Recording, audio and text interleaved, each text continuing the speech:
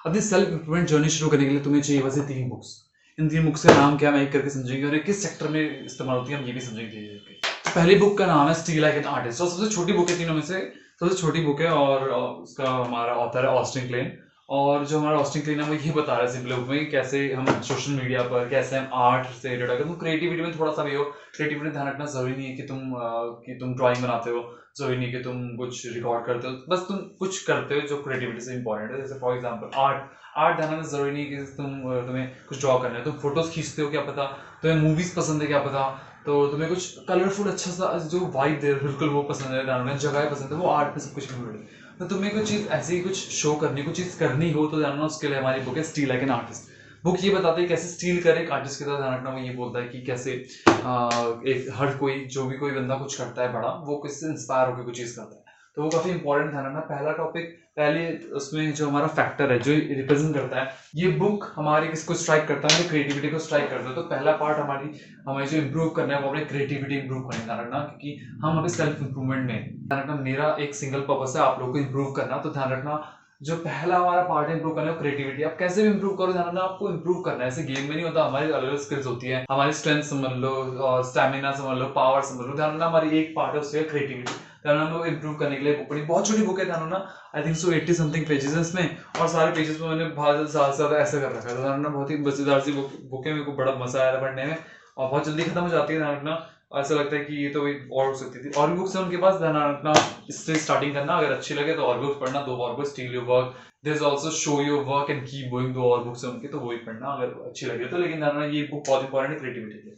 Second book जो मैं बोलूंगा वो है richest man in the Babylon, ध्यान रखना richest man in the Babylon. और ये बहुत अच्छी बुक है, ध्यान रखना इतनी छोटी बुक और इतनी वैल्यूएबल मैंने कभी नहीं पढ़ी। जितनी वैल्यू इसने मुझे दी है, ध्यान रखना उतनी बुक मेरे को उतनी वैल्यू किसी और बुक में बिल्कुल नहीं दी है। एक और बुक है वो मैं एंड में बताऊंगा, जो बोनस आएगी वो भी ध्यान रखना मनी से रिलेटेड है, पर जो मनी से रिलेटेड की है richest man in the Babylon छोटी है, प्रिसाइज है, टू द पॉइंट है और बड़ी काम के, ध्यान रखना। तो ये बुक अपनी लिस्ट में जरूर डालना, बड़ी बढ़िया बुक है। मैं शुरुआत में वो कम पेजेस वाली बुक ही बताना चाहूंगा ताकि क्या हो कि आप लोगों को पढ़ पाए। 121 पेजेस, ध्यान रखना काफी कम है और लिखा वैसे तो ज्यादा मैं बोलूंगा, लेकिन ध्यान रखना इसमें जो कहानियां थोड़ी ज्यादा लंबी है, तो कहानियां तुम स्किप भी करोगे, मेन पॉइंट पढ़ोगे तो ध्यान रखना वही पढ़। ध्यान रखना अगर कोई बुक ऐसा होता है, कई बार हम कैसे करते हैं अपने आप को, हम सिलेबस स्कूल से बहुत कनेक्टेड है, तो हम क्या करते हैं कि एक बुक हमने उठाई है तो वो कंप्लीट करके ही खत्म करनी है। ध्यान रखना जरूरी नहीं है, आपने उसका कलेक्शन रखो। मेरे सामने बिल्कुल यहाँ पे कलेक्शन रखा हो बुक्स का, तो उसमें बहुत सारी बुक्स है, ध्यान रखना। तो मैं क्या करता हूँ, कई बार मैं मन नहीं करता है ये बुक पढ़ने का, मूड नहीं है, तो मैं उसको रख के दूसरी उठा सकता हूँ। ऐसा नहीं, कोई लिमिटेशन नहीं है कि यार ये बुक शुरू किया खत्म करनी है, होता है कुछ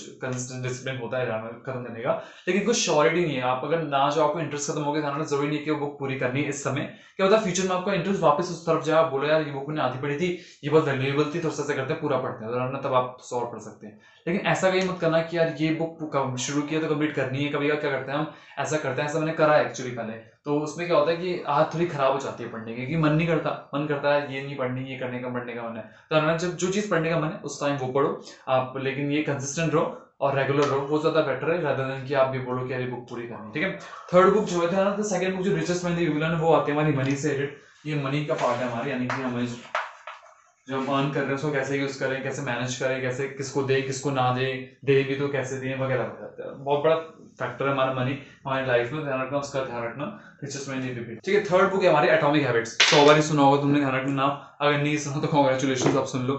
और ध्यान रखना एटॉमिक हैबिट्स किस पे आती है, आपको पता है एटॉमिक हैबिट्स मतलब छोटी छोटी हैबिट्स कैसे आपका इंपैक्ट करती है बड़ी को।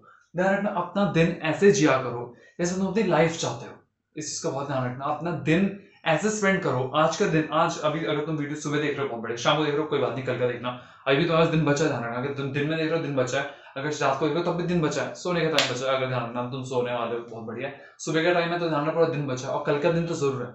अपना दिन ऐसे जियो जैसे तुम अपनी लाइफ जीना चाहते हो। सोचो कि यार तुम्हारी लाइफ में पीक में जब तुम होंगे, फॉर एग्जाम्पल तुम जब बिल्कुल पहुंच चुके होगे एपेक्स पे, तो तुम अपनी लाइफ कैसे जीना चाहोगे। तुम सुबह उठना चाहोगे 5 AM फॉर एग्जाम्पल, तुम 5 से 7 जिम जाना चाहोगे फॉर एग्जाम्पल, और उसके बाद तुम घर आए और 7 से 8 नहाए फॉर एग्जाम्पल, नहाने में टाइम लग जाता है क्या पता, फिर तुम 9 बजे ब्रेकफास्ट कर रहे हो, फिर उसके बाद तुम मेडिटेट कर रहे हो, उसके बाद तुम बुक पढ़ रहे हो, उसके बाद तुम अपने बिजनेस पे वर्क कर रहे हो, अपनी जॉब पे जो भी आपका सेक्टर है उस पर वर्क कर रहे हो, ध्यान रखना for specific period of time. फिर बीच में तुम ब्रेक ले रहे हो एंड तुम नेचर में घूम रहे हो, तो तुम्हारा एक छोटा सा पार्क है, तुम फैमिली से चिट चैट कर रहे हो, ध्यान रखना फैमिली के साथ बैठे हुए हो, उनके साथ कोई कार्ड गेम खेल रहे हो, कुछ स्पेंड कर रहे हो फैमिली टाइम, फिर शाम को घूमने जा रहे हो, और फिर वापस आके तुम एक करेक्ट शेड्यूल के हिसाब से 8 बजे या 9 बजे सो रहे हो, या फिर तुम अपने बच्चों के साथ हो, बच्चों को कहानी सुना के सो रहे हो, काफी चीजें हो सकती हैं।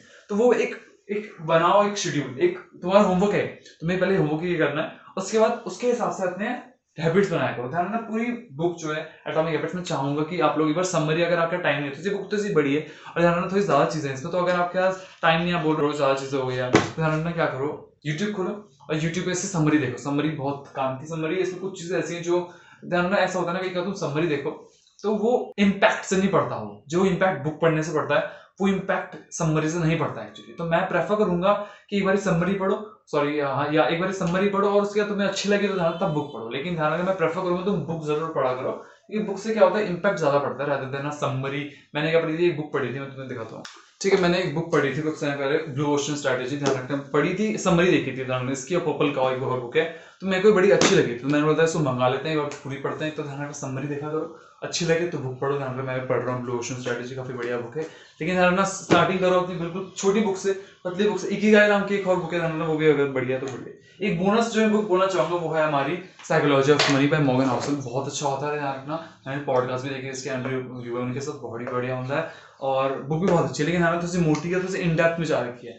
मैं इसे ज्यादा प्रेफर करूंगा वैसे रिचेस्ट मैन इन बेबीलोन, क्योंकि बेसिक्स पे रहती है बहुत ज्यादा और ये डेप्थ में नहीं जाती कि मनी है होता क्या है, ये सिर्फ ये बताती है कि मनी को कैसे मैनेज करें, ये बताता है कि मनी है क्या, मनी को कैसे तुम्हें साइकोलॉजिकली तुम सोचते हो। हर बंदा क्या होता है अपने अपब्रिंगिंग के साथ, यानी कि जो बड़ा होता है उसके साथ समझता है कि पैसा क्या है, हर बंदा अलग अलग चीजें समझता है। मेरे हिसाब से पैसा कुछ नहीं है, सिर्फ एक मीडियम है और चीजों की तरफ जाने के लिए। किसी और बंदे के लिए कुछ और सकती है, किसी और बंदे के लिए कुछ और सकती है, हर बंदे की साइकोलॉजी अलग होती है, अब वो कैसे बनती है उसको मैनेज कैसे करा जाए, ध्यान रखना वो सारी बुक कुछ चीजें साइकोलॉजी ऑफ मनी बुक में लिखी है। तो ये अगर तुम्हारे पास एक्स्ट्रा टाइम है, तुमने पढ़ ली तीनों बुक्स, तो तुम ध्यान रखना ये पढ़ सकते हो।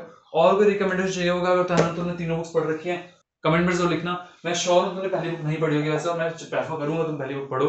अगर तुम इंस्टाग्राम में हो, यूट्यूब में हो और तुम कहीं भी किसी भी जगह आर्ट, एज इन हम आर्ट को जाते हैं तो हमें आर्ट की तरफ क्रिएटिविटी आती है, ये थोड़ा सा बंदा बुक में कंटेंट की तरफ भी जाता रहता है आर्ट की तरफ। लेकिन ध्यान रखना आर्टिस्ट के लिए, हम सब आर्टिस्ट हैं, ध्यान रखना अपनी जिंदगी हमारे कैनवस है और उसमें आर्ट बना रहे हैं, तो ना सारे के सारे आर्टिस्ट हैं।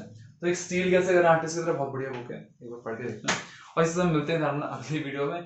और अगली वीडियो कब आएगी कैसे आएगी मुझे कुछ आइडिया नहीं है, अभी प्लान नहीं करा मैंने, प्लान तो ऐसे कर रखी है वीडियोस, लेकिन या टाइमिंग ऊपर नीचे हो सकती है। ठीक है, कोई आइडिया हो ध्यान रखना वीडियो का तो कमेंट सेक्शन में जरूर लिखना। मिलते हैं नेक्स्ट वीडियो में।